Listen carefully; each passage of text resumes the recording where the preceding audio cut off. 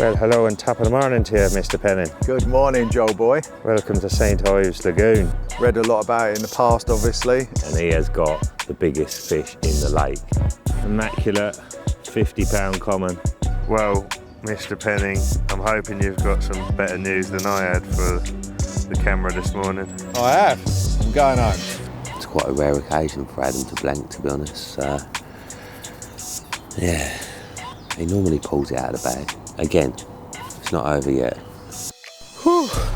Well, I just ran my rods in and I was just on the way round here and Adam rings me and said, Joe, you've got to get round here now. This is raw, and in the moment, mate, I'm in bits. Oh. That's why we do it, Joe. Yo, yo, yo. Well, this might be a little bit of a shock to some people, certainly one guy in particular, but Carp Angle is still going. It's now on its own subscription website, carpangle.tv, and it's still packed with all the usual information, inspiration and entertainment. There's still no sponsorship and no adverts on it. We really avoid any plugs, anything like that. All we're trying to do is sell you fishing and provide you with information, inspiration and entertainment. Now, probably cut my own nose off to spite my own face, as they say. But yeah, I've actually turned down 2 sponsorship deals over the years since I started Carp Angle from 2 of the biggest companies in the game. Reason being because I wanted Carp Angle to retain its kind of non-commercial element, shall we say. Just thought, well, if I'm a sponsored angler for one of these companies and they want me to use everything of theirs on the show, then Carp Angle just becomes another one of their programs, doesn't it? So I didn't want that to happen. I wanted it to stay true to its original ethos. Now, as a result of that, I'm a lot out of pocket, should we say, that I could be, but I'm still going. One thing I haven't been doing enough of is pushing it on social media and YouTube, and the reason for that is because I'm just a terrible salesman and marketing man. I don't like stuff being sold to me, so I'm not very good at selling it to other people. But obviously in this day and age, without any kind of promotion, then you're not going to continue going. So yeah, this is a little shout out to those of you who enjoyed Carp Angle when it was on YouTube. If you'd still like to enjoy it, it's just $3.99 a month at carpangle.tv. Next up, we've got, I think it was May last year. Yeah, so it's an older show. Features Adam Penning, and it features a couple of ridiculously big carp and all the usual mixture of information, inspiration and entertainment. So I'm not a salesman at all. Anyway, hope you enjoy this one, and I hope you're all well and happy and have been catching plenty of fish lately.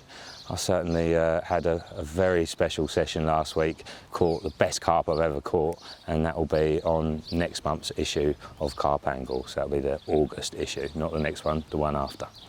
Anyway, enjoy the show, and hopefully you'll be picking up a subscription soon.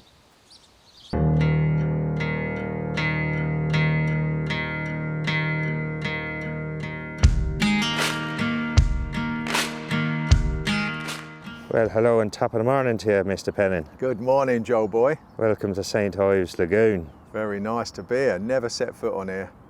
Always wanted to, but Cool lake, isn't it? Very, very nice. Proper nice gravel pit. Read a lot about it in the past, obviously. It's always had a lot of history, and looks like it's coming back to be very special again, isn't it? So. Yeah, I mean, obviously in the old days, I think there was only, was it 12 or something fishing here? Yeah, yeah. Rings a bell. But obviously these days we're looking at more like 150 to 200. Good head of 30s, potentially 4 or 5 40s, I believe. Yeah. And a right mixed bag, proper box of chocolates. That's what we like. Yeah. That's what I call Gordy Willy Wonka these days. Yeah. Because it's not a box of chocolates, it's like a chocolate factory up here nowadays, isn't it? Have you won a golden ticket? That is the question. So yeah, you've been here, well, you got here a bit before me, you've had a little look about, and yeah, I've done a lap and a half, well, 2 halves and a whole lap, and I've seen 2 shows down there, which I sent you, I sent you a voice message about, which were very subtle. They could have been bream. I've not seen anything since in that area. They were definitely fish. And that's been it. There's 3 anglers on, so it's not too busy. The anglers seem positioned around the islands, which do look like the obvious place to expect the carp to be, especially up that middle channel. Looks quite tasty, but I've not seen a fish anywhere around there. But yeah, it looks lovely. The water's a bit tinged from the flooding, but it's just a nice, it's like typical of the St Ives pits, like the shallow and that we used to fish together a bit. You know, it's just left. It feels wild, doesn't it? You know, you don't come up here if you want wood chip and Wi-Fi, and that's what I love about St Ives. It's lovely. Yeah, proper lake. Well, like I say, looking forward to a few days on here. Yeah, mate. And, well, looking forward to it. Hopefully, between us, we can get in amongst them. I'm sure between us we can get one out. That'd be nice. What do you think then? Carry on looking? Yeah, I think we should put down roots here for another quarter of an hour or so, because we can see a lot here, and then if nothing, I think we should go back to where I saw them 2 shows and give that some serious observation. Observation in the nation. Yes. Dedication.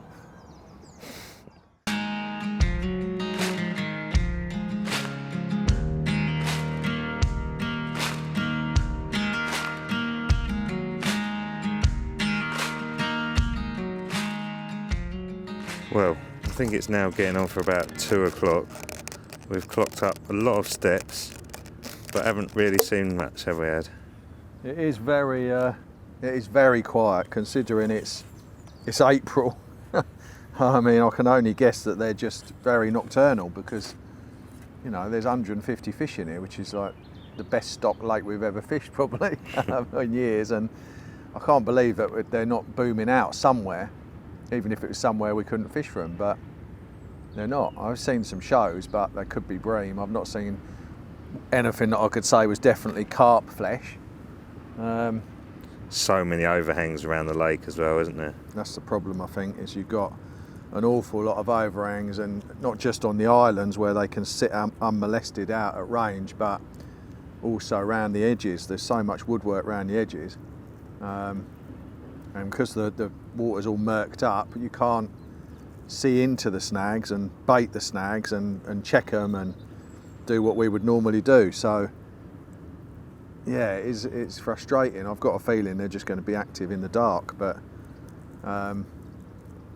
so at the moment I'm sort of compelled to fish the area where I've seen the shows. I mean, I've seen 2, 3, 4. I've seen 4 shows in the same area of water, so it would seem foolish to not fish here. The other option is between the islands, which actually gives you access to the area of water that has been doing fish for the syndicate, but I've not seen fish there. If that was the only choice, I would take it because of its form, fishing up the middle of the islands and, you know, where people have been apparently getting bites, but that would be my second choice. First choice would have to be where I've seen some activity, which is sort of out in this corner. So I thought I'd make us some lunch and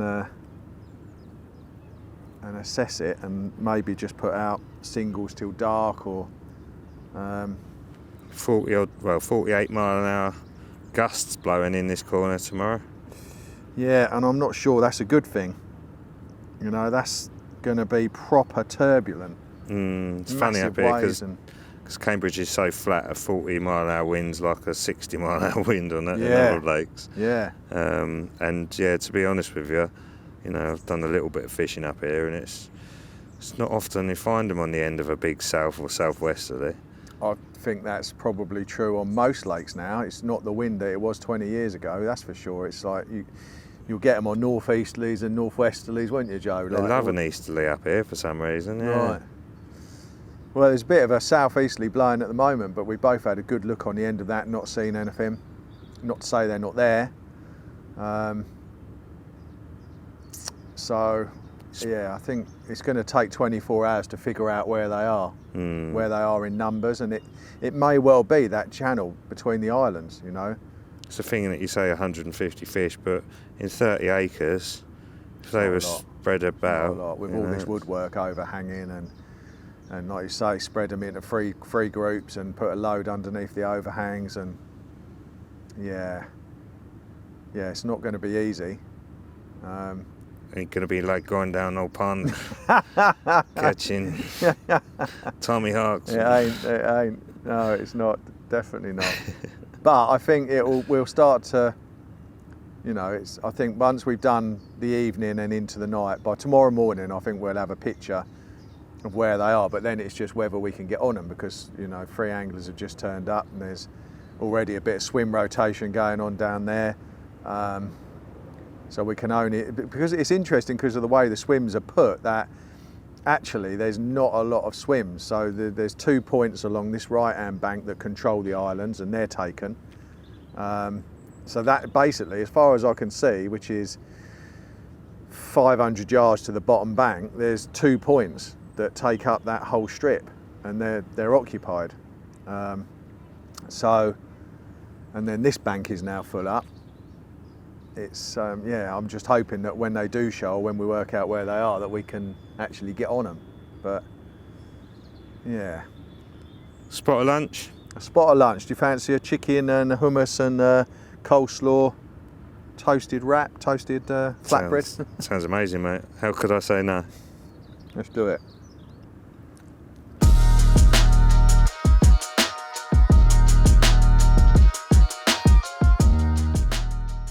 Well, just as I was having a little munch with Adam, another car pulled up at the gate, and I thought, well, I can't miss this opportunity. And I did really fancy this area, even though I've not seen anything out here this morning. I know it's a kind of key zone, and there has been fish caught from the other side of the islands this weekend, and to the swim to the right of me as well. So I know there's fish in the vicinity. With 5 people now setting up along that bottom bank, that's quite a lot of pressure in that area. So could potentially push them out to here if they are up there. But I think it's just one of them zones that if the lake does get quite busy, which there's a good chance it will over the next few days, because it's prime time of year and we've got some good weather coming. So yeah, this seems to be, or feels like, the sort of area that they might get pushed into potentially if the rest of the lake gets quite busy. So yeah, I'm quite liking the vista. Got a nice view here. I've put my bivvy as far left as I can, kind of tucked into the bushes a little bit, so that I can get a nice view down the middle of them islands there.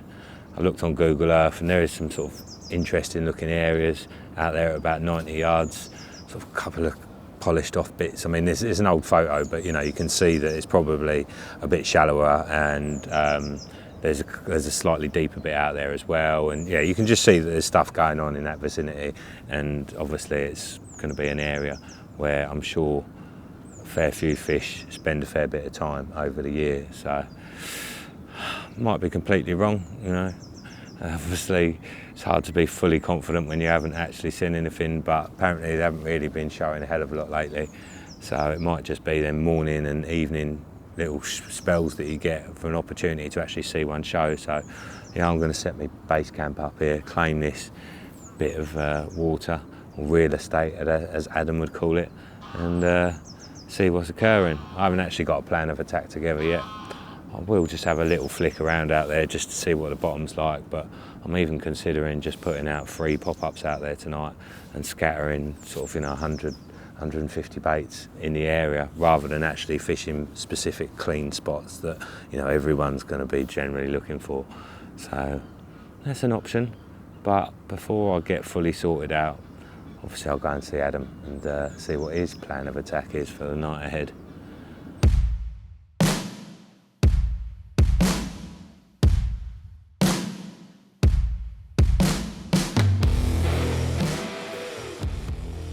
Cool. All right then, mate. So what have you been up to? What are you thinking? What's your plans?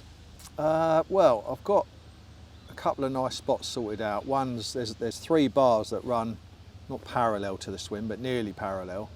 And we've got a big old wind coming tomorrow, as you know, and I think that quite often when you've got a really big wind, that the fish can gather on the first thing that they hit if they're travelling down the lake, which in this case will be the 3rd bar. I might be wrong, they might bypass it and come into the margin, or they might not flipping well turn up at all, which is highly possible as well, because I don't know the lake at all. But so I found a nice bit right at the back edge of the bar where the silt meets the, right at the base of the bar. And I've put a mix of chop worm, caster, a few 10 millers and some tigers out there. Nice. Bit risky putting the worm and the caster out in open water with, apparently there's a lot of bream, so I probably will regret that, but it's a nice little spot. I'm going to put 2 rods about 6 foot apart out there. And then the other spot that I've got is the bars sort of start to the right in this swim, and you can see on the picture you kindly sent me that there's a channel, like a gusset between the bank, where the bank comes down and where the bars start, so there's a funnel coming in down that margin. That margin looks tasty anyway, but I'm going to put, I'm just getting this rig ready for that, which is just my standard sort of longish link. I've got a 20mm active bottom bait with a tiny little bit of S2 topper, probably about a 14-inch hook link on a helicopter rig. What I'm going to do, that's the new fish meal, it smells absolutely lovely. Been doing really well on that lately. So what I'm going to do is put the spom out there on the surface, Joe, and with a handful of boilies in it, and then I'm going to use that as a marker float and just dot the area with another 10 or so boilies around that zone. And then I should be rocking. So light baiting with big boilies, medium baiting with bits and pieces out in open water. I've got nothing to go on other than the few shows that I saw this morning, so it is very, very sketchy still. But I think hopefully by the time we're 24 hours in, we'll both have a good idea of what we're doing and where we need to do it. So, yeah. I agree. All right, well, I'll let you get your rods out and I'll go around and get some out too. And yeah, we'll keep in touch. Good skills. Good luck. Teddy Boyle. I've been in your waters.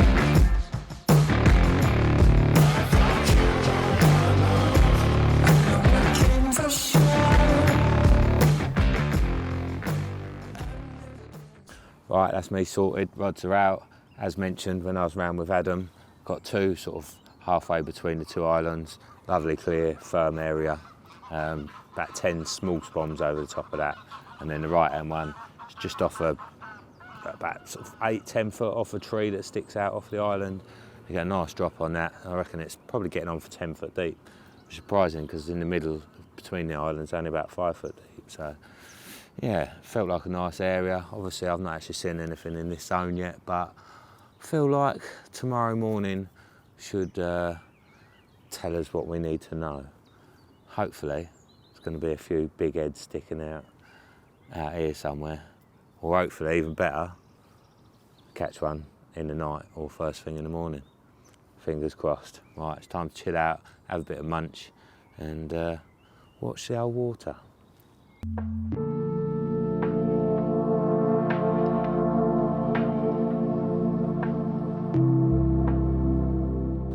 Guten Morgen. Well, it was quite an uneventful night, but I did manage to get a pretty good sleep. Had a couple of bleeps in the night, and then when I woke up this morning, looked at my 2 lines, I thought they look like they're quite close together, like closer than they should be. And I thought, oh, maybe it's just a bit of undertow. Anyway, I was watching this bit of water, so I got up at 5:30, and it was still pretty much dark at that point, but just wanted to scan this area and hopefully see some activity that makes me want to stay here. And I didn't see anything, and I just thought I'll just walk round the corner a little bit to get a better view down there. And Mark Jackson was walking up the path towards me, and turns out he'd hooked one and it had kited round the margin, so he needed the boat. So I gave him a hand with that, and after a bit of palaver, because he'd picked up his other 2 rods, and yeah, gave him a merry old dance, that's for sure. He got it in the net, and he has got the biggest fish in the lake, which is a common known as callums. It's a mega fish. Last year, around this time, it was 48 pound 10 ounces. So he hasn't weighed it yet, he's just waiting for a bit better light, and I think he's getting one of the guys round to help him do the photographs and that. So yeah, when he does, I shall take my camera down there and we'll get a bit of footage of that one, because it is a mega creature. So yeah, well done, Mark. Top result, mate. So yeah, then I come back to my rods and I thought something's not right with them lines. They definitely shouldn't be that close together. So wound one in, and it felt like there was something on there. And then the rig came up with a bit of line, so I've unhooked that, picked up the other rod, winding that in. I thought, no, it feels like something on this one. And anyway, I got it in, and it was a fish trading line. It's probably only about 12, 14 pound, and it was hooked in the stomach with both rigs. Don't know how it had managed that, but yeah, poor old thing. So I got that unhooked, got all the line that it was trailing off of it, and popped him back and got the rods back out there.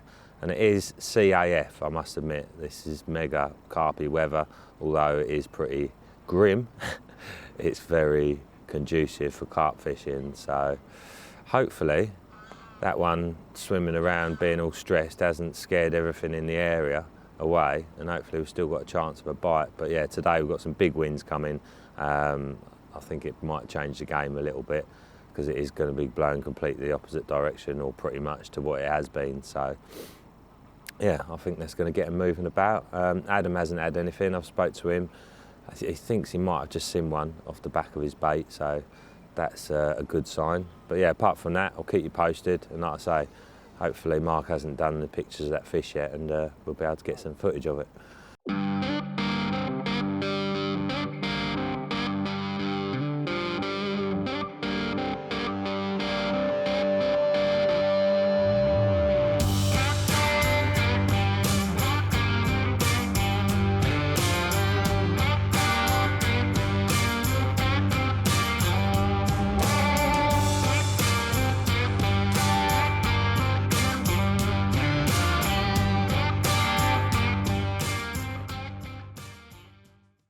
Mad. Well, we've just had it on the scales, and it is 50 pound and 3/4. What an absolutely immense carp. Get in there! Well done, mate.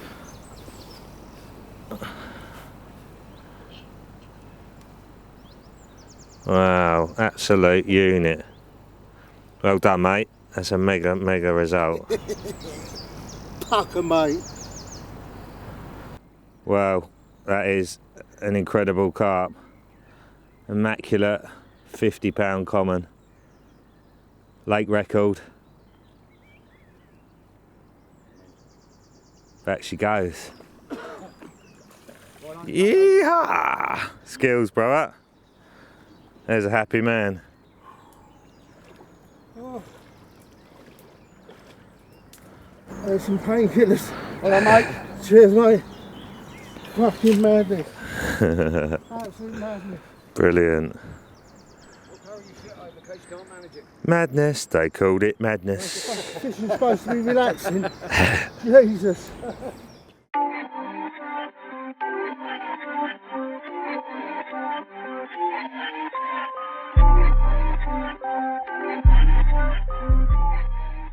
Well, for the time of year, this weather is nothing short of brutal, is it, mate? Your swim is horrendous. I know, it is proper icebox in there today, considering I was sweating trying to get everything sorted yesterday because it was quite warm out the wind, because it was going more up that way.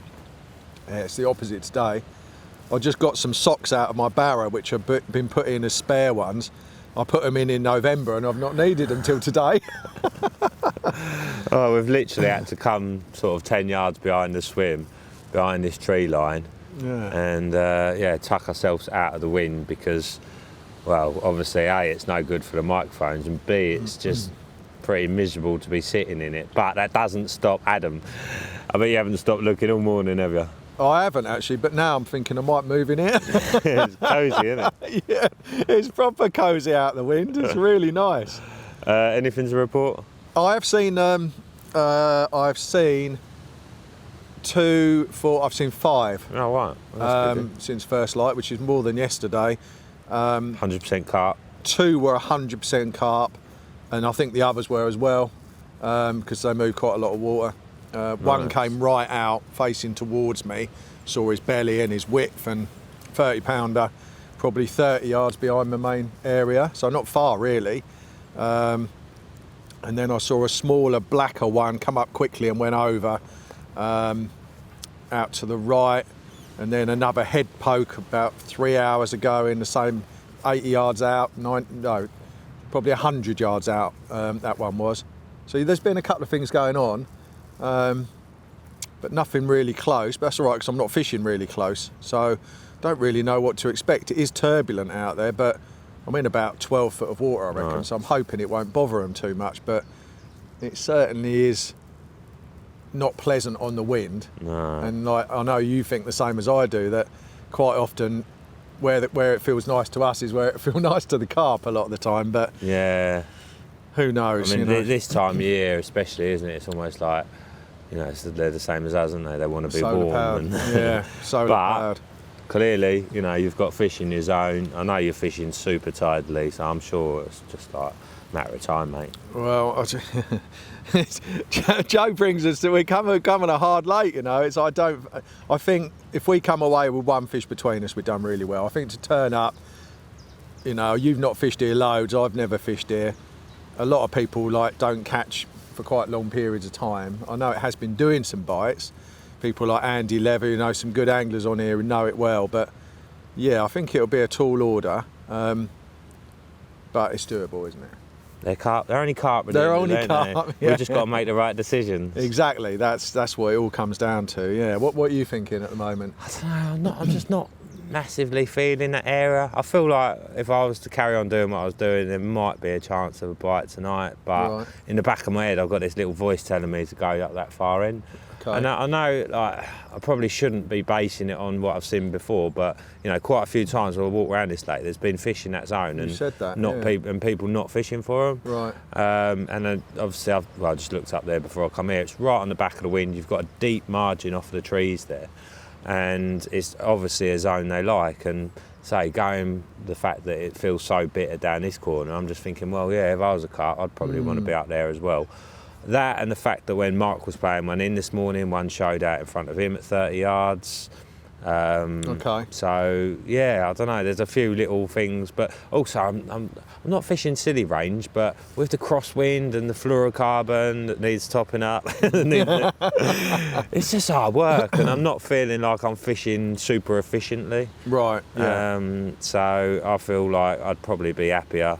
Little 40-yard flick down the tree line, walk round, chuck some bait in, Yeah. and But you're also you're a very instinctive angler, and if you've got a little calling voice, it's good to follow it a lot of the time, isn't it? yeah. Sometimes you regret it, other times you Yeah. don't. Yeah. Well, no, that's true, but you do get those. I mean, they come with sometimes with experience, but sometimes they just come out of the blue. Those little voices, and yeah, I think they're there for a reason. I had a funny one once actually, talking about voices in your head. This is quite a few years ago now, maybe like 6-7 years ago, and I had a football accumulator on, and there was only one team left in it, and if they won, it was like, was it 450 quid or something I was going to Right. win for like a tenner, and it was Tottenham, right? And I was laying in the bar thinking, right, what should I do? Because I could cash out for like 200 quid. Right.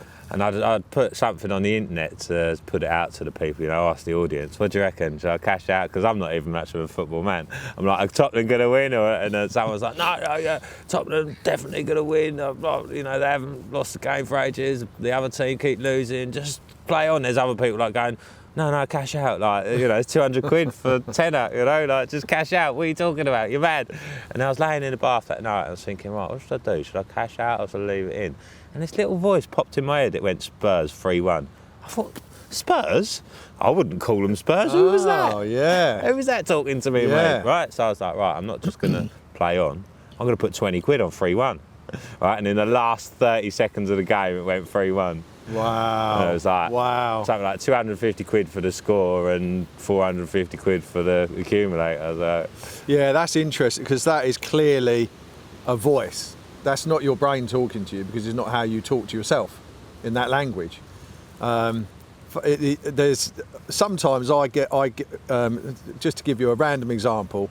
On Saturday we were driving in the car, and because it was half term, Hills had taken River to the cinema, and she said, "You will not be able to guess how much they charge for a tub of popcorn." And before I even think of it, a photograph, an image in my head appears of like a white sign with £7.50 written on it. So I'm not thinking about it, it's appeared, I've seen it like as a vision. So I said £7.50, she said, how do you know that? I said, I don't know, and that is where you are making, like you did, there's some connection to things that we don't understand that is possible. Yeah. Years and years and years ago, people would say, well, why don't you do it now? I used to be able to predict sometimes sequences of balls coming out of the lottery machine. No way. But only if I was sat there watching it, and only split seconds before they come, I would say to my girlfriend, 27, and 27 would come down. No way. 14, and I once did 3 or 4 in a row. But if I actually tried to think about it, could never get it. It had to be given to me, like that Spurs one was to you. So yeah. I met a spiritual medium once, right, and he was at a fishing lake, and I got chatting to him about various different things. I could talk about him for hours. I found him fascinating. Yeah, in fact, I think he watches the show still. But anyway, he set up in this swim one morning, and this little voice popped in his head and went, "Swim 12." Right, yeah. It's like, so in fact that was gear, moved in swim 12 and caught the big one. Oh wow. Half hour later. Yeah, it's mad, isn't it? Very interesting. Yeah, we have such little understanding of what really makes things work, but very interesting. Yeah. I keep asking the universe for a lottery win, but it doesn't seem to listen. Doesn't seem to want to help me on that one. Anyway, moving on. I think it's been a while since we were last out with you. I think last time I was out with you, it was more of just a catch-up piece. And at the time, you'd been fishing the lake in Essex, the Wharf Pool. Oh yeah. And yeah. Well, I think you just caught all of them out of there pretty much in a short space of time. And then obviously you've been, your fishing has become your work now, hasn't it? With Penning's Carp Academy. Yeah. So whereas before you were kind of, on the target fishing for particular fish campaigns, and now it seems like you've been mostly fishing kind of busy day ticket waters the last sort of year or two. Is that right? Yeah, I mean, Joe, it sort of really came about by probably luck, really, because after I finished at Grendon, I didn't have another ticket lined up. And that was right when Carp Academy was going to launch. So actually, it was probably fortuitous, because for the first year and a half since Carp Academy started, I haven't had a ticket. And that's probably been to its benefit, because you know what you're like, I'm like, when you get a bit with a campaign and you can really take your eye off the ball of real life and everything else. So not having any tickets probably helped get Carp Academy off the ground, but it meant, as you said, I've gone back into the fray of busy day tickets. I mean, partly, but we've been touring, making films on busy day tickets anyway, but my own preference has been like I've been going up to Bluebell quite a lot, and really enjoy it up there. And I've done a lot of circuit fishing in the past, so I knew what to expect, but it still takes a bit of a recalibration in your. It's still a bit of a shock, even though you know what to expect. It's still a bit of a shock when you see a bait boat come across the front of your swim or whatever it is. But you turn up to 3 swims, 3 on the whole complex. Yeah, which is, there's 139 swims on the complex, and there have been times when I've turned up and there was literally 1 swim left, but it had fish showing in it, miraculously. So I think, there's always opportunities to be had, and I think the part of the mindset is that when it's busy, people have this idea that it's just people turning up, but it's never the case. It's two-way traffic. There's always people going as well. So if you can, like, say hello to a couple of people, or to try and find out what's going on, then there are opportunities. And there have been occasions where I've been able to get in a good position for the second of my 2 nights. Or see, I mean, like, I know we're quite similar as anglers in some ways, and that must have been such a big change for you, because I mean, there's a thought of going asking, seeing someone who's looks like they're in the right zone, and going and asking them, when you going, mate, and it's just not what we'd normally do, is it? We'd just be off trying to find opportunities where we could find opportunities, but when the whole complex is full pretty much, and then it's a new game almost, isn't It it? is you a know, new and you game, have to yeah. play that, don't you? I You mean, do. I've been on lakes before where it's like someone's like, oh yeah, make sure you take your bucket. I'm like, oh, that's all right. Like, no, you're like, you know. yeah, exactly, or you'll miss it. Yeah, I always used to think, well, if I've missed a swim because I've not bucketed it, then that's not the one I'm meant to be in. I've started to think a bit like that. The universe will put you where it wants to put you, but the getting yourself, but partly we can play it, you or I, to a little bit to our advantage in because of what we do, because you're not forced to put your head in people's doorways or flag people down, and or people tend to engage you because they recognise you. So if I walk around and someone says good morning or hello or vice versa, then there's usually an inroad to a little conversation. Did you hear him last night? You know, or is he caught up? You know, what's going on? So, or he might, yeah, actually 2 blokes over there, they're packing up this morning. Oh, thanks very much. That's usually the information you get. So, and you can obviously then you have to mix that in with where you've actually seen the fizzers or the rolls and so on. But yeah, it's the reason I do it is the same reason you do it, because I know you like bluebell, is the quality of the fish. I mean, for day ticket fish, there's a guy on Instagram, anyone watching this, his name, from memory, I think his name's Darren Heal, Heal.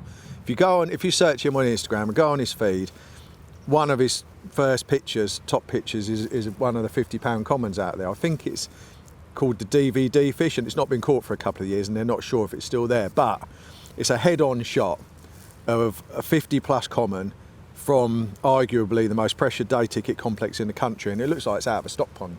Wow. You know, and that's what keeps me going back. They're just a really unique fish and a real nice mixture as well.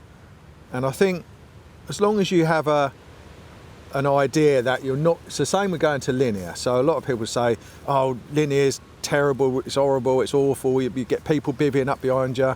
I've never seen that or had that happen to me. And I think the reason that people struggle with linear and maybe with bluebell is that they get a preconceived idea that they're going on to Kingfisher Lake or they're going on to St John's, and that's it, we're going on St John's, and then right, we're going to get on Henman Hill, and they pigeonhole themselves to a lake, then to an area, then to a swim, and it's all as they're driving down a motorway, and then they get there and invariably they're disappointed, but they're like, well, we wanted to fish St John's, so they settle for a shit swim in a corner.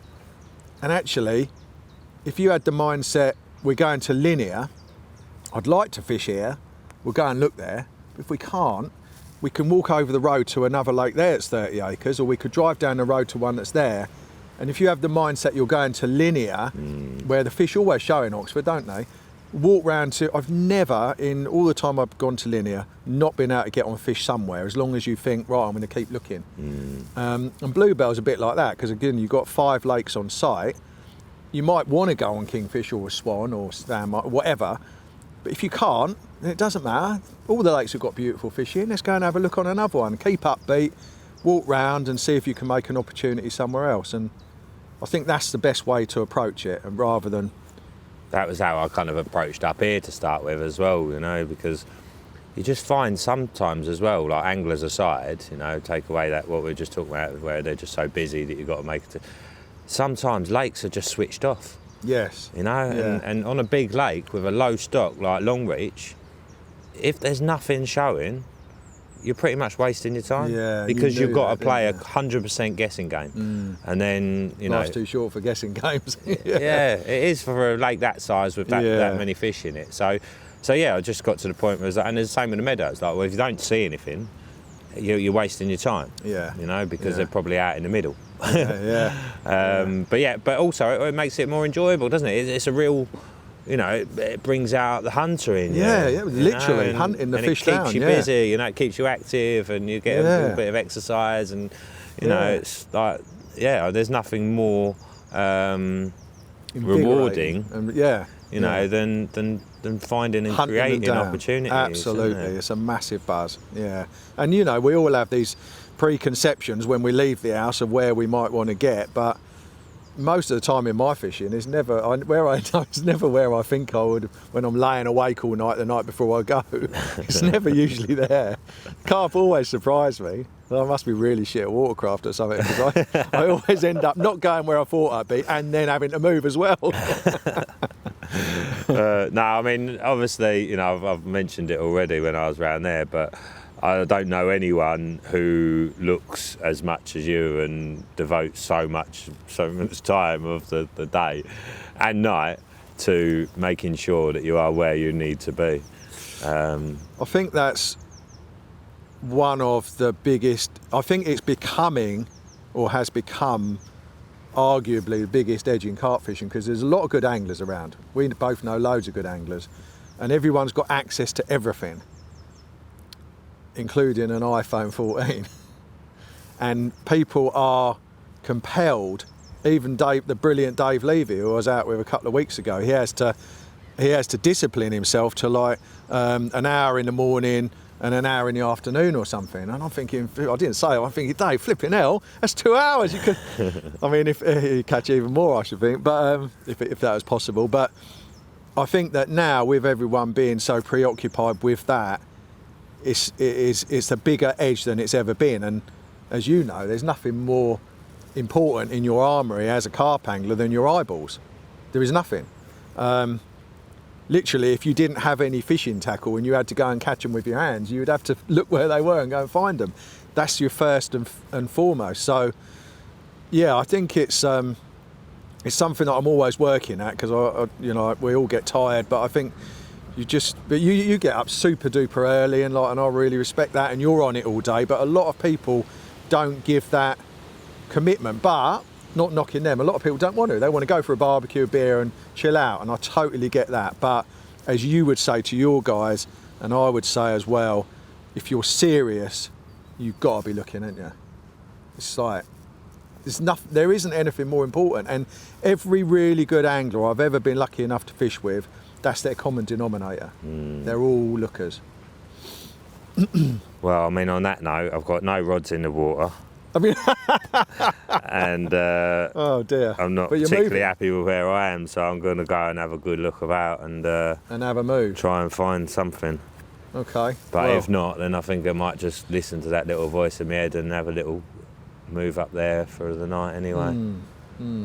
Okay. Well, mate, wherever they are, I mean, I think that area between the islands is going to have traffic all the time. If you had to pick a spot that you said, right, I've got to put an underwater camera in and we'll see how many fish we record going past, that's probably where I'd try and put it, somewhere in there. But at the same time, it's very long casting, as you found out, and I wouldn't be able to cast out there. You've got fluoro on as well, and you've got a little voice in your head. So this is like, sometimes in those sessions, partway through, someone like you recalibrates and then makes it happen on instinct, which is why you're so good at what you do. So whether you stay or whether you move, I think you're going to come up with the goods.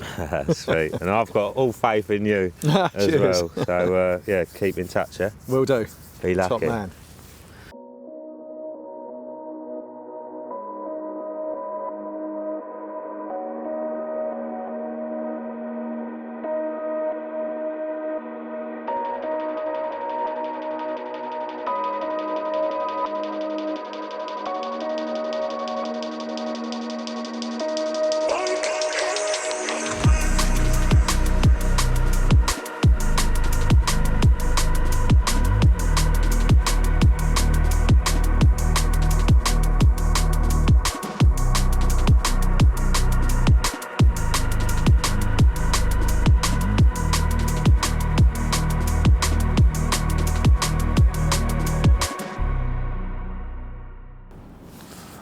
Well, guten Morgen.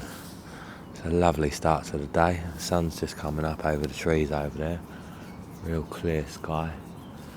Unfortunately though, nish on the fishing front. I've actually been up since before 5 o'clock this morning. And I've just seen absolutely nothing show. No bream, no tench, and no carp. I've been standing here where I can see down that end as well. Nothing, just, yeah, nothing to go on at all. I actually feel like I would have had more chance of finding them on long reach this week than on it. But yeah, I will give it through the morning bite period, just because, well, I haven't seen anything show anywhere, so you never know, one might rattle off out of the blue. But yeah, then after that I'm definitely going to have to get on my toes and try and find or create an opportunity somewhere, but with such little showing, it is very hard when you don't know the lake at all. But as I say, it is a lovely morning. It's nice to be out. So hopefully we can make it happen. Well, hopefully Adam's already made it happen. I've not spoke to him yet this morning, so fingers crossed he's got one. Come on, Adam, you got this.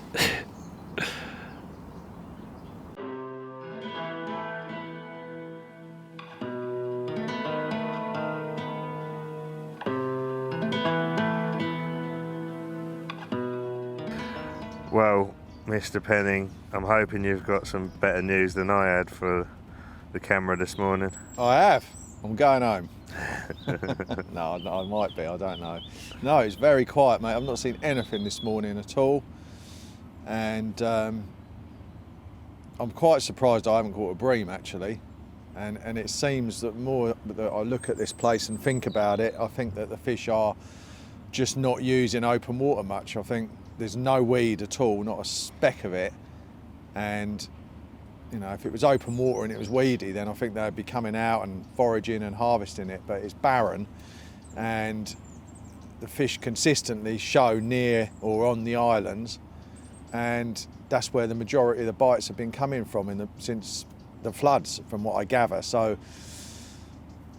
yeah, it's I'm certainly wouldn't do another night in here. The closest I've seen a fish to where I've been fishing has been 40 yards away, and they just hadn't seemed to come any more this way, and that wind properly wore me down yesterday. Really takes your energy out, doesn't it? Yeah, it does. Yeah, it does. It gave me an headache in the end. I was just sat in it for hours. Well, yeah, hours and hours and hours, and it just. And I redid the rods just when it got dark. You know, it's, you know, like one of the best times if you're faced with constant wind and you're waiting to redo your rods, then you do get that little drop off on dusk almost always. So I waited and waited, and then it was almost too dark to do anything, but it dropped off enough that I could get that large spom out there at 85 yards and put a bit more bait out and redid the rods, but not to any good conclusion, unfortunately. Not a liner. There's no fish in any numbers in this part of the lake. So if I do stay and do tonight, I need to get on my toes, and I think I've seen a bit of activity right in the very far distance, and the guy down there has caught one. There's quite a lot of water up there. There's a lot of swims, so I think what I'll do before I make up my mind, I'm going to wind in, get everything on the barrow, and then go up and have a good sit and a good look and see what's going on in that back third, because the lake's kind of split in 3/3, isn't it? This third, middle of the island's third, and then the top third. And the top third is actually the 1/3 that you and I have not been able to have eyes on thoroughly, because of how far it away is, and I can only see a bit of it, and you can only see the bottom end of it, and you've got an island in front of you. So it could be that we've just missed them and that they've been up in that area. I mean, it's also the only big section of the lake with no anglers in it, isn't it, as well? So Mark Jackson and that guy in Beach are fishing there, but there's still an awful lot of water where, yeah, like you say, they just won't be getting any pressure. So I think it needs literally going up and sitting there for 2 hours and staring at it and seeing if anything avails itself. But what's happening with you? Nothing, mate. I haven't got anything good to say. My mum always said to me when I was younger, if you've got nothing good to say, nothing, don't say anything at all. So I'm just keeping stum. No, I mean, this is the reality of carp fishing at times, isn't it? You know, it doesn't always go according to plan. You don't always, you know, get amazing signs to fall onto. And, Definitely. You know, this is just real. And even though you've got 150 fish in here or whatever there is, it's still a 35-acre lake with loads of space and so many overhangs on the islands and round the margins. There's so many places they can go, and they're not in the mood to really show much either. And you know, to turn up and for either of us to catch a fish on a feature, like I say, I think if we caught one between us, I think that's a serious result. It's not the sort of water you can just go to when you either haven't been there much or you've never been there at all, like me, and expect to catch from. And I know we love a challenge, but I think another couple of weeks, you know, once it had warmed up a bit and the water had cleared up a bit, it could be a different story. But like you say, at the moment, with the conditions we've been faced with, the fish, for whatever reason, just don't seem to be massively active. no. And then you're left to play a sort of bit of a guessing game, really, aren't you? Yeah, and guessing game is like the quickest way to blank in my book. You need it nailed on expectation rather than hope. And the other thing is obviously, like as we said on the day one, that the water turbidity from the flooding is such that you couldn't really put, you know, like we would, if you can't find them and they're not showing, then you go around and bait under little overhangs with bits of corn and what have you, and then just go around and check them. But we can't do that because the viz isn't there, so we are up against it. I don't like the fact there's no weed, and I think that will encourage them even more to be not open water roaming. But I don't know the lake, just going on the bites that have come out and so on. But yeah, it's going to be a tough day again.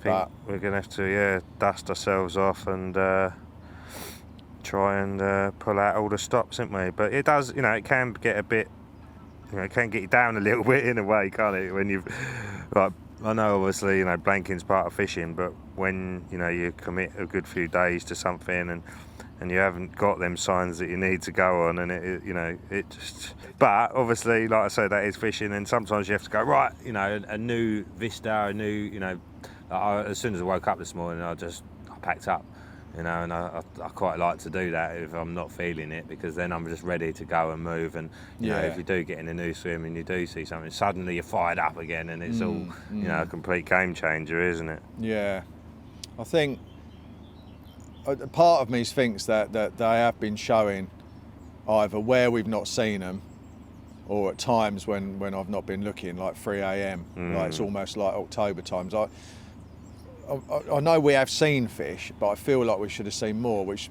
means that either they've been showing in an area which I haven't had eyes on, or they're showing at 3 in the morning. Because I think from April, the water temperature's well in double figures now. From April through to Christmas, pretty much, or certainly the end of November, on every carp lake in the land, if you're looking properly for 24-hour period, you should be able to see something. You know, even if it's a stock of 5 fish, you should be able to. So I think that maybe I've just not put myself in the best. I wonder if that is the bottom third where they've been all the time. Potentially, yeah. You know, it's where Mark caught that 50. I mean, to be fair, where Mark's fishing, I can see, if I stand at the front of where I was fishing, I can see that water. Right. You know, and I was looking down, I can see right down to the end of the lake from there, and I didn't see anything this morning. But Right. But yeah. But the only 2 fish that have been caught since we've been here have been in that bottom third. Yeah. So that's quite a significant pointer, isn't it? Well, yeah. And there's only 2 anglers down there. Well, I can see you're halfway through getting packed up, so should we get down there and see if we can Let's rule get that area everything out? sorted out and see if I can get motivated enough to do a 3rd night. 3 nights on my old bones is quite a big arse these days, but... Violin, cue. Cue violin. Yeah. But if I see something, then I'll be instantly fired up again. But I don't think these white out grey cloud days are best for seeing them. But High pressure. high pressure, well, maybe they'll be up in the top layers feeding on a hatch, and we can get some zigs out.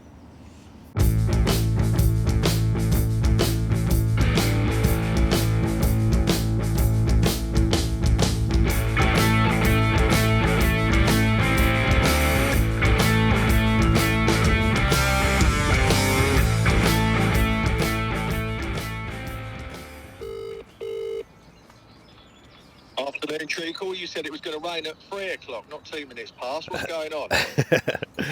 Oh, it's a little bit cats and dogs, isn't it? It's weird though, isn't it? Because look up, and the clouds are quite sort of, you know, the dark ones are quite small, and then the rest of it's just like this grey haze, isn't it? I know. It's the weirdest weather ever in my life. It's really strange. like you and me, if you spend your life outdoors, you notice little things, and the weather is definitely a bit strange. Yeah. Anyway, we won't go down that road. No, we won't go down there. We ain't got time for that. What's happening? You seen anything? Yeah, I've seen one, and I've seen a possible. So I'm just having a little lead around. Where was the one you saw? Straight out in front. What, in Breams? In the bream swim. Yeah, so I've moved around onto the bream swim. Good luck if you ever try and get a barrow down Waitrose slope. I tipped all my gear in bushes. Then 2 police motorbike scramblers come down, but just a little bit too late to help me, but they thought it was very funny. And then, eventually I got round there, and I thought, well, I'll have a little lead around. There's a lot of open water. I never like going into a swim called the Bream because of my phobia. But it's the one bit of water that we've not had eyes on. Yeah. Neither of us could see it at all from where we were. So, and I thought I saw one long from my swim down this. It wouldn't have been in front of here, but it could have been at 50 yards up to the left of me, maybe. From my swim this morning, early doors, but there's a lot of bird life going on and so on, so I don't know for sure. But it feels. There's also only been 2 bites out the whole lake. Both of those anglers are fishing this third. That's it. And it's the one bit that we've not had eyes on. And I know Jacko said he didn't see any this morning, but they're not showing an awful lot at any time. But I don't think he was up until about 8 o'clock anyway. Oh, right. Okay, we're not knocking you if you're listening, Jacko. You are a diamond geezer. I know you've had a long session and maybe you had a lie-in, or maybe they weren't showing anyway. I don't know. But, I think he needed a lie-in after having to pick up that fish yesterday. Exactly. He said his body was aching all over. Bless him. That's awesome, isn't it? He'd earned it. Whoa. One's just boshed out. Yes, Joe. 3/4 of the way across, about 30 yards off the tree line. Oh no. What do you mean, oh no? That was a grebe. Oh, I just saw a big splash out the corner of my eye, and then he's come up.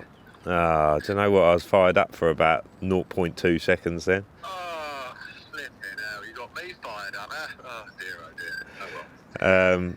Yeah, I will. I will. At the end of the day, that's great news, mate. You've seen one.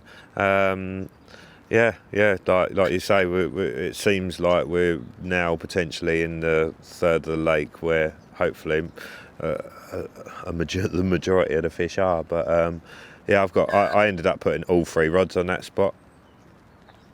Oh, did all 3 of them? Yeah, once I had a little flick around it, I was like, no, actually there was some real. The left-hand one's. It's still smooth and fairly firm, but then to the right it's like proper crackdowns. And because I put that bait on there yesterday and just thought, well, it's halfway along the tree line. If I'm fishing 3 out there, it's sort of split up, then they're at different depths as well. So I'm sort of covering different options, So I feel quite happy with how I'm fishing. I'm sure if there's fish about, I'll definitely have a chance. Nice. Sounds good to me, mate. This isn't FaceTime, is it? Is this just like a... No, yeah, it's just... Yeah. Because I've got something up my nose, hang on. Oh, yeah. So, it sounds good where you are, mate. That tree line looks lush. You've got water inflow there, various times of the year. And I'm only round the corner. And I think this is the area that we need to be in. So I'm going to have a little bit. I seem to have found a ridge of really hard ground. It's about 20 foot deep, but there seems to be a very low gravel bar that maybe comes like a foot off the bottom or 2 foot off the bottom, and interesting. Get a really, really nice crack down, but in really deep water. Nice, yeah. Someone did say there was one that comes off of this bank about halfway along it, apparently. Okay. Right. Don't know whether it might be that, but yeah. And he said the same. It's only a few foot off the bottom in the depths, so they're quite tricky to find them spots, aren't they? Definitely, yeah. Yeah, so skills. I'm going to put a couple of rods on that with some. I'm just going to fish for boilies. I'm not going to try and create a little spot or anything. I'm just going to spread a few boilies around. Maybe a fish over a kilo with 3 rods, something like that. And see if I can provoke an interest. But I think we'll really, I think I said this earlier in the session, by tomorrow morning we'll know where they are, but I think by tomorrow morning we will know. I think or maybe by dusk tonight, you know. I've got a feeling they might even be in that Waitrose corner where I crashed my barrow up to my left, so I'm going to have a good solid look down there when the light is going. I think the evening's going to be good for that guy, Tony said he saw a couple on dusk yesterday, so yeah, it's all to play for, my man. Excellent. Excellent. Nice one. All right, mate. Well, yeah, fingers crossed. Keep me posted. Be lucky. And I'll speak to you soon. Likewise, Treacle. Good luck. Bye, bye. Easy now. All right. No, you hang up.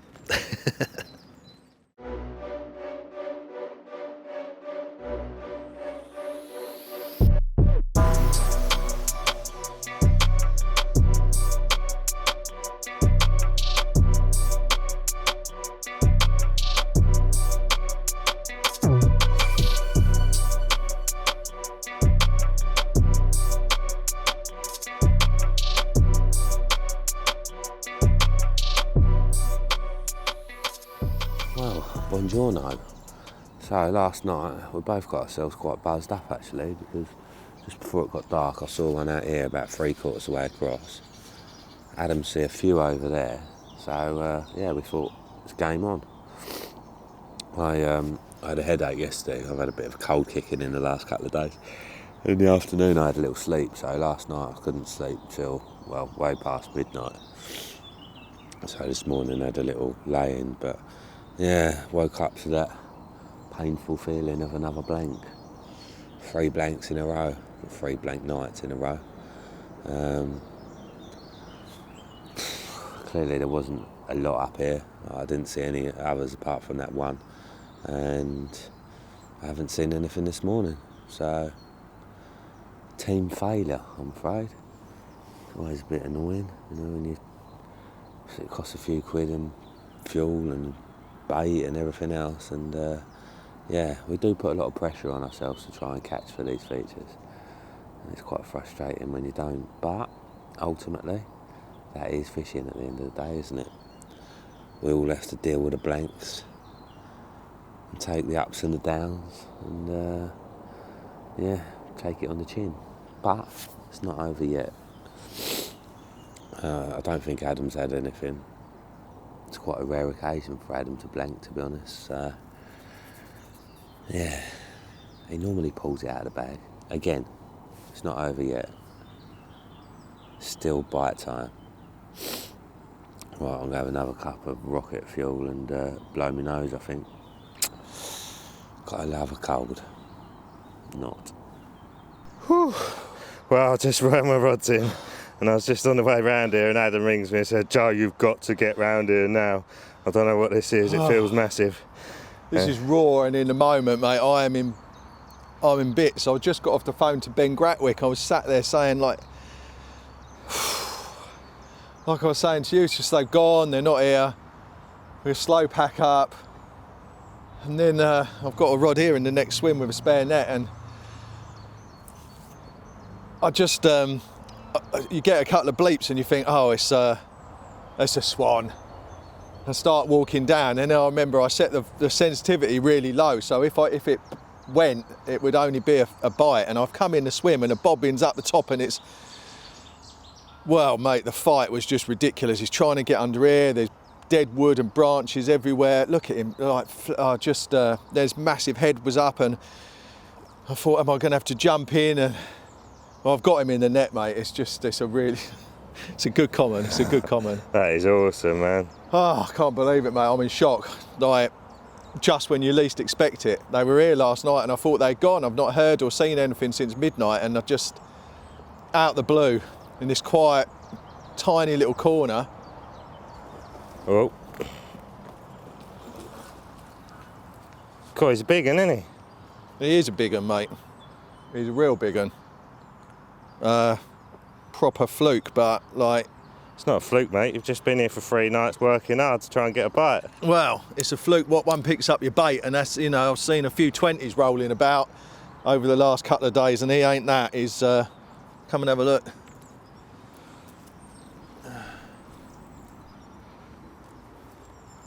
Ooh, Jesus Christ, that's a 40 pounder. It is, isn't it? No way. Oh mate, that's massive. I know it's massive. It's Wow. huge. Absolutely monstrous, mate. The fight is I'm just like. Could be that one someone said about a big common that hadn't been caught for a couple of years or something. Wow. He's been caught now, mate. Oh, that is amazing, mate. I'm well happy for you.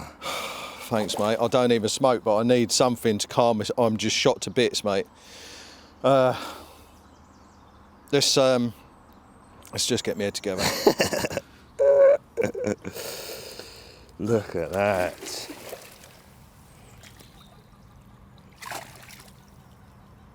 It's massive. That is huge. We're used to seeing big fish, and that's massive. Just when you thought the chance had passed, you go and save the best. Oh my God, that is, yeah, it's just ridiculous. I never thought anything was going to happen. That's just, and and I'm hanging on for a 25 pounder. I'm thinking if I can get one, just get a bite, and then that. I mean, mate, the fight, these massive wallows and boils, and I wanted to shout to you, but I've got someone fishing over there. I don't want to disturb people, and flies in my mouth. I would have been here as well, but I was chatting to Jacko. I thought Joe might even be on his way because it was the boils and the wallows, and then this massive head come up it was almost like he breached while I was playing him. I didn't pull his head out of the water, but his head come out the water. I was like, flipping hell, that's a serious carp. And then I didn't think I was going to get in the net. I thought, right, I'm going to just jump in, and then it just gave up, and I'm shot to bits. Well, it's one of those lakes where you're not really in a rush to get the rod back out, especially having done 72 hours and caught that fish in about the 71st hour, right on the end of the session. Just blown me away really, because I was resigned to a blank, which shows you never should be. But the fact that I hadn't seen any, I just thought they were gone. Clearly they weren't, or maybe he was on his own just looking for a bit of breakfast right in the corner where the sun's blasting. Does feel nice in here. It's almost like what happened with a fish a week or two ago, where they were hearing a number and then they all went and just left one or two big uns lying around. It's really odd, but 2 40-pound commons in 2 weeks, 2 different venues. He's on fire. Thank you, carp gods, mate, and thanks Joe for bringing me here and arranging it. I mean, the St Ives is legendary, isn't it? But I mean, that's obviously one of the new generation that's coming through, so God knows what this place is going to do in the future. It's complex. It's just amazing what Gordy's done with it, really, isn't it? Astonishing, mate. Absolutely blows my mind every time I come up here. I've been coming up here since 2017, and it's an incredible complex. And you look at that, it's unblemished, unmarked, living in a weedy, well, not weedy at the moment, but a snaggy old 35-acre pit, and it's just like the stuff of big carp dreams, isn't it? And I just can't believe that it's just happened to me just when we're about to go home. He's even eaten the putty that was on my rig, little rascal. Amazing.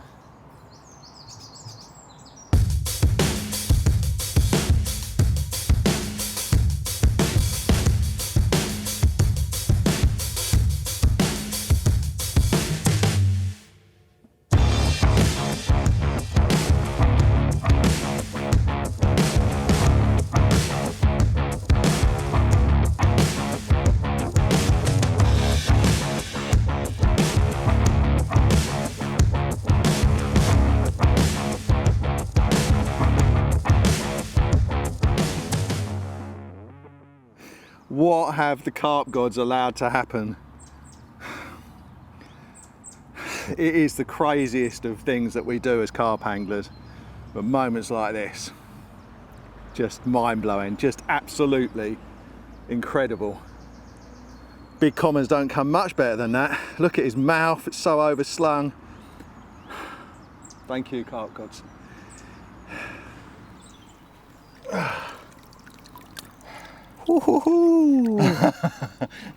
What a creature.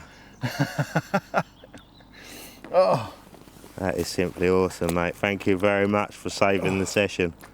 Oh dear, it's a bit rocky here. Oh. Well, thanks for bringing me, Joe. Thanks to Gordy for having us. Thanks to you, and thanks to the carp gods. That is more than a bit special. Bloody good angling, mate. Thank you, Joe. Pulled it out of the bag again. I'm glad I bought you. You can come again. I'll send you on your way.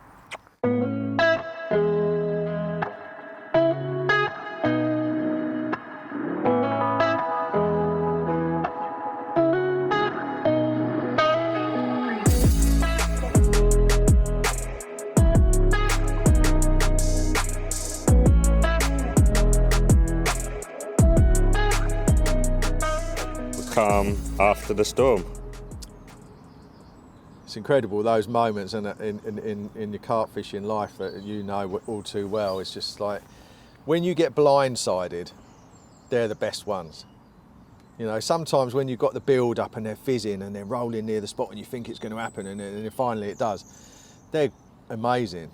But in a lot of ways, when you're just, you know you're going home with a dry net, you know that they've left, you know you've done everything you can and failed, and then suddenly it's all flipped and it's happened with a massive carp. So I'm trying to rewind now. So yesterday morning or late morning, I got out of the swim that I'd done 2 nights in and came down here and set up in a swim called Bream, where I saw a fish and a possible fish, and found a really nice spot out 75 yards out of really hard, clean shingle, fine shingle, but in very deep water, and I got clipped up to it and I was getting nice drops on it in about 18 foot of water or whatever it was. And I thought, this is it, you know, this is it for me. I'm just going to fish here. The fish that I'd seen show were only 20 yards away, or the fish and the possible. And I tied up new rigs, which are all hanging here on my Vivian. I tied up new rigs, got everything perfect, wrapped out the rods. I couldn't get my sticks in the ground, so I carry some buzz bars for when singles are just a nightmare. So I unscrewed all my buzzers, all my backrests, put them all on the buzz bars and got them in the water. Got the rods went out beautiful, really nice drops, and then I spommed 100 boilies in a strip over the top of the 3 of them. The left-hand one was just off the side of this, whatever it was, this hard ground, but still clean. And I put the 100 baits out, set everything, and it looked awesome. I thought, this is all right, this is a good move, nice new view, this looks fantastic. If we're going to get a bite, if I'm going to get a bite, I think I can get one here.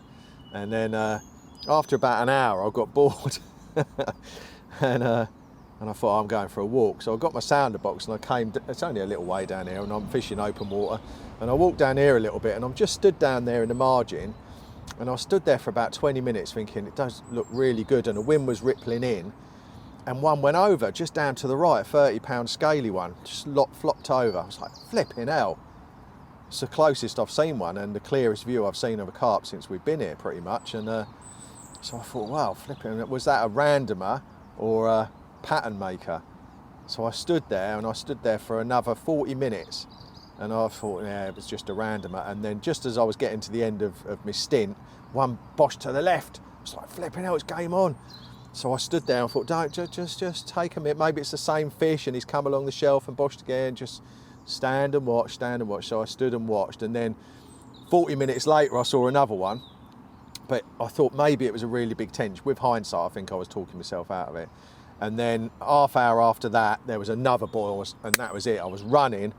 Those rods and that perfect trap that I'd set was only in the water for, an hour and a half or whatever it was, 2 hours tops. And I wound everything in, packed everything up, carried the bivvy down the path, and I come into this little slot, which isn't actually a swim. It's between the cubby and Waitrose corner. And the guy, the member over there, Tony, really nice guy, might be into a fish actually.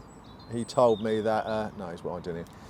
He told me that this was the really deepest part of the lake, and it was the winter zone.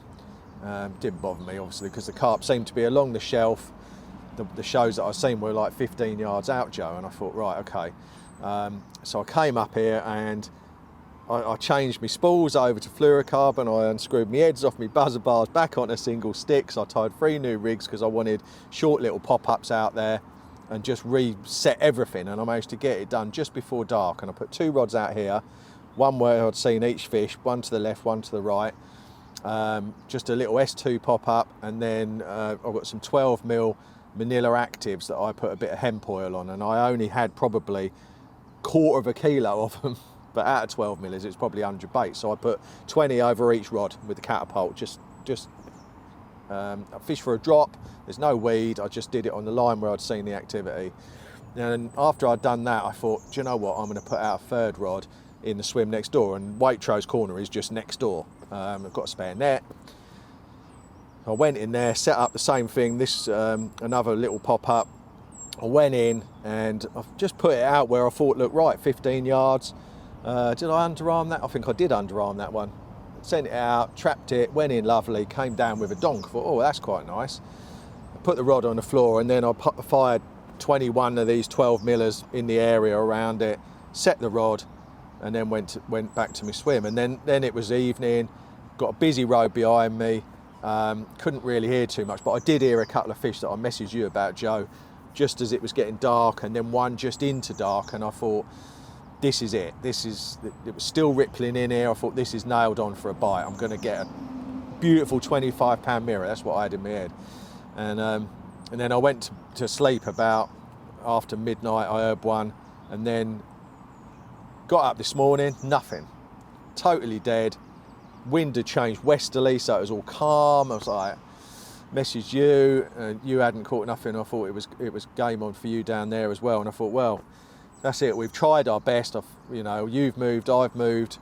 I think we've done 5 swims between us, haven't we? So we've worked it, and then yeah, I was just sitting there, and I thought, well, I've got about 2 hours till we've got to pack up, make another coffee. Nothing's going to happen. The sun was breaking through a little bit, and then on my sounder box, bib bib bib, and these were the rods that I expected. Nothing. Oh shit! I got running down there, and it was just the little white bobbin was wedged in the roller, and the tip was bending round to the right like that. I was like, holy! Went down and connected to this fish, which just nodded its head a bit, and I thought, oh, it's a small one. That's all right. Quite happy with that. Hopefully not a tench. And then it turned into a bigger and bigger and bigger fish, and it ended up being this insane fight with these massive wallows and pig gurgles, and this massive egg coming out spitting water at me, and it was just amazing. Just like, and I wanted to I can't see your swim, and I wanted to shout my swim. My phone was in here. If I played it in here, I would have just backwound a bit off, come back, picked up the phone and called you, but I'm down there. Anyway, we got it in the net, and 43-pound lagoon common. Yeehaw. Yeah, yeah, flipping, you big yeah. I'll be having a beer tonight. Oh. That's why we do it, Joe. Oh.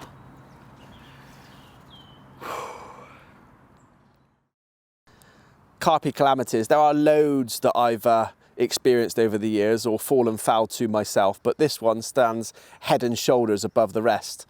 And it's actually a story about somebody I'm fishing with today, Mark Bryant, who ironically in later years has become my boss. So hopefully I've still got a job after this. But I suppose cast my mind's eye back about 6-7 years ago. I was fishing a very quiet lake, a little bit off the radar. And if I was fortunate to catch a carp or two, I would only call either Mark or a couple of friends of mine, Dave or Josh. You know, you have that small group of people that you call to take a picture of a special fish, don't you? Especially a lake that's a little bit off the radar, because especially in these day and ages, loose lips sink ships. But so Mark was always on speed dial, and this one afternoon, it was St George's Day. I remember it clearly. The sun was like it is today. It was the first sort of embers of spring, and I managed to catch a real special carp, over 40 pound, one that had rarely seen the bank before. So Mark was on speed dial that day, and he didn't answer. So I went down the sort of pecking order a little bit, and rang a couple of friends, and they didn't answer either. Now, at that point, you're starting to think who's fourth or fifth in line and who might be trustworthy with this information on their lap. So I was contemplating what the next move would be. The fish was all right, it was in the net, it was all secure. And I was just sort of up the bank looking through a little gap in the foliage, just contemplating who I might call and looking out to the horizon, with the ripple just trickling in. Now, as I've looked up the bank, I could see a guy walking the opposite direction, had come out of my swim and was going that way, so I could see his back. But what made it slightly more concerning is he had his rucksack and my rod sling on his back. So I'm looking at the guy, and adding the dynamic, he had a bright orange, like binman's coat on, like a road sweeping coat, you know, high-vis traffic coat. And this guy is walking away with my kit. I'm in the middle of nowhere, it's not a lake that gets a lot of footfall. So I start to think, that's my kit. That's all my kit. So my walk starts to speed up into a bit of a run, and I'm now pacing about, I don't know what speed I would be traveling, but I was legging it. And I didn't know what to do. I didn't know whether to shout or whatnot, so I've just jumped on the guy's back, pure rugby tackle at full force. And I've took the guy clean off his feet. Bearing in mind, I've got momentum, he's just walking. I've took this guy clean off his feet with my kit into the hedge. Badoosh. I'm on top of him, and I've got my hand on his head, and I'm pushing it into the mud.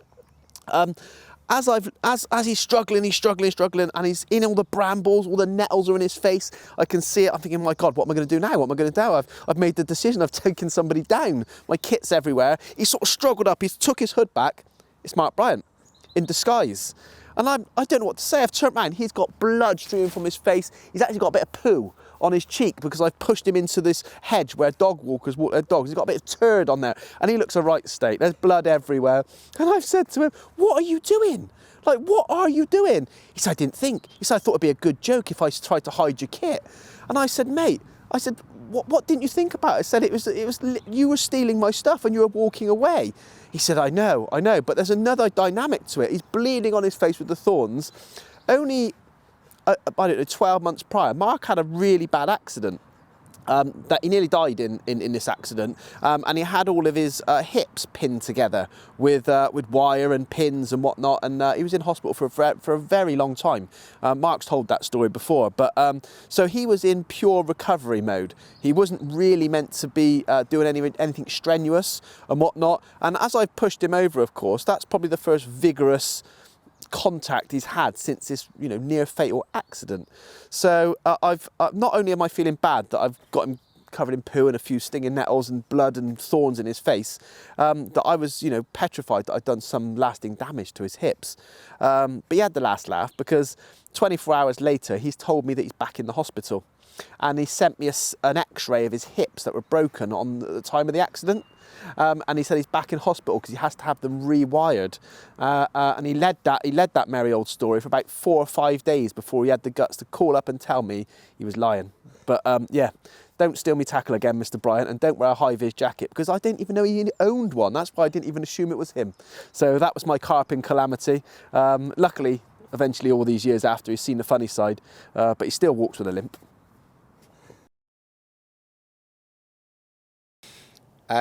It's right, actually, before I caught Colin, I wasn't actually scared, but it is quite a scary story. It was in August, it was a month before I caught Colin, and for some reason I had ended up on the high bank, which you all know, on the big fjord. So it's the highest point in St Ives. I had my Pioneer bivvy set up, and I woke up that morning, not much was happening, and it was a scorchio day. It was absolutely boiling hot. Static was building up. I didn't know there was going to be a huge thunderstorm that night. My mate Chris came along and he said, do you fancy going for a pint in St Ives? I was like, yes, sweltering heat, let's go and have a couple of refreshments. 4 pints later, I was walking back to the swim, and Andy Blue had suggested, do you want to go for a pint, Dave? And I was like, yeah, why not? All the years he'd fished St Ives, he'd never been out, and I was like, come on, Andy, I know a few haunts. We'd done about 2 or 3 different pubs, so by the time I got back So that swim, I was absolutely sloshed. Somehow, we'd got pizza. I didn't know this till the following morning. The following morning, I woke up and it was just like a clear, crisp morning. And I was like, oh, lovely. What I didn't realise, looking at the pizza box all down that steep hill of a swim, I'd got back, fell asleep on my pizza, had been carried into bed. I didn't know that all night long there had been like the worst thunderstorm. Apparently people were going on social media saying, oh my God, it's like the Blitz. It was that year with that thunderstorm. I slept all the way through it, didn't have a clue what was going on, snored my head off. And like I say, that's the highest bank, and I'd left my carp detectors in the top of the Pioneer. I could have been struck by lightning or anything. So yeah, if I'd have been awake, it'd probably have been scary, but I was so drunk, I slept all the way through it.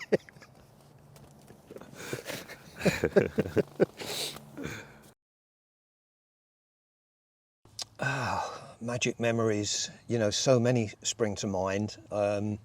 Crikey, I got to be honest, probably, you know, it's like, you know, loads with good mates and what have you, but from a sentimental value, I think some of my sort of most magical memories in fishing would have been with my son Lee, you know, in all different aspects of where we fished together in this country and abroad, you know, whether that be France or Belgium. But probably one of the most memorable, if not the most, if you like, was probably, I've got to go back 20 years now, and we were fishing a stretch of river in Belgium that we'd discovered and was fishing and doing a little bit on, and we would kind of go back every year, if you like. It became our annual pilgrimage for a few years.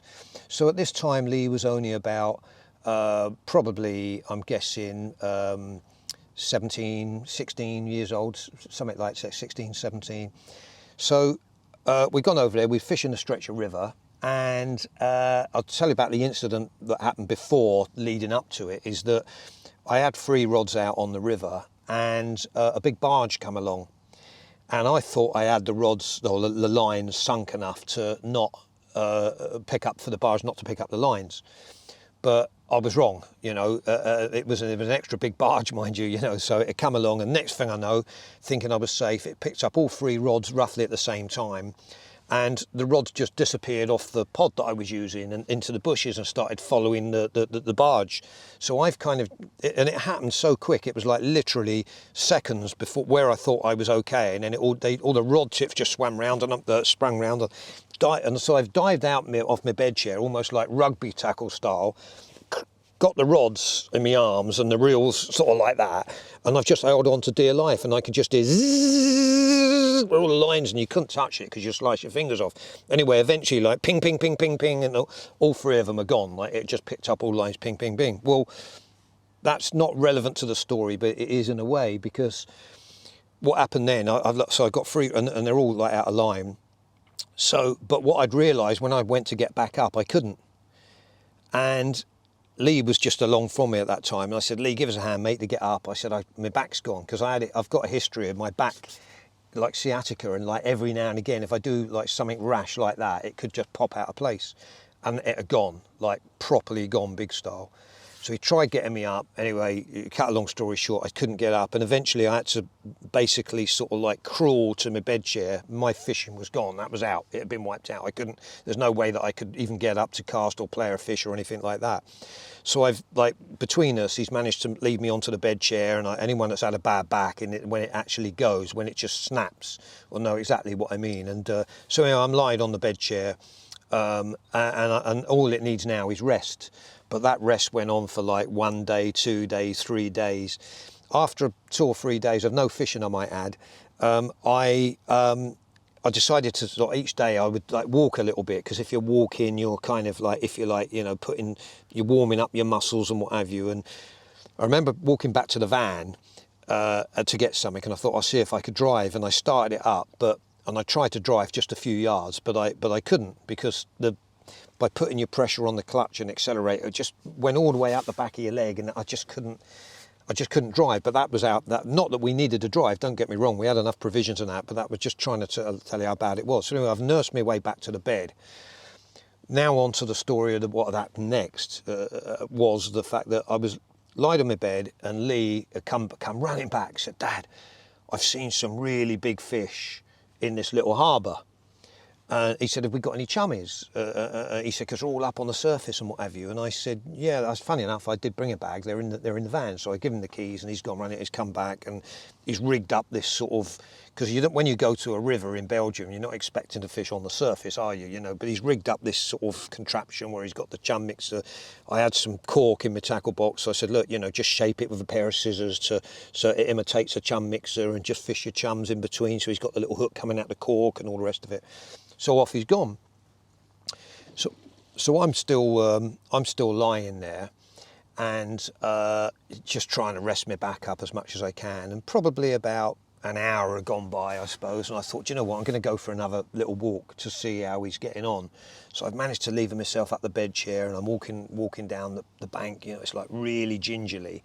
And as I've got about probably 100 yards from him, I think, I could see this big eruption on the surface and him pull a rod up and he's into a fish. So I'm thinking to myself, I can't run to help him, obviously, because I could hardly walk. So I'm just like pigeon stepping a little bit nearer, and I'm sort of like 90 yards and then like 80 yards. And all I could hear is he's as I've got closer, is his clutch going, and he's got his rod tip, like his rod under the water. And I eventually got behind him. I said, "You okay, mate?" He said, "Oh, I've hooked the big un, like this big un." I said, "You're joking?" He said, "No, I've hooked the big un." But it had gone, there was all these boats moored up. Well, you can imagine if they've got boats moored up, they're going to have propellers underneath as well.